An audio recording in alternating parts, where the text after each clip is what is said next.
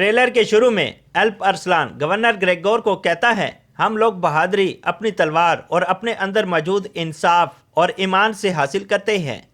چاغری صاحب کو سواشتگین کہتا ہے، جتنی جلدی ہو سکے آپ لوگ ارسلان یوسف کو ختم کر دیں۔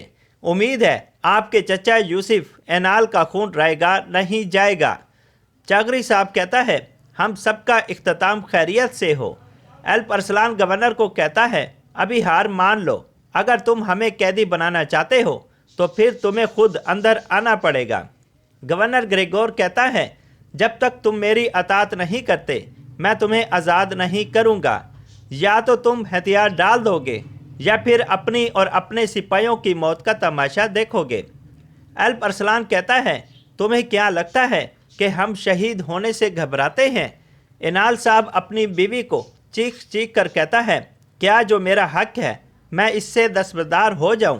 ہاں، میں نے سلطان سے بغاوت کی ہے، مگر میں نے ریاست سے غداری ہرگز نہیں کی اور نہ کبھی کروں گا۔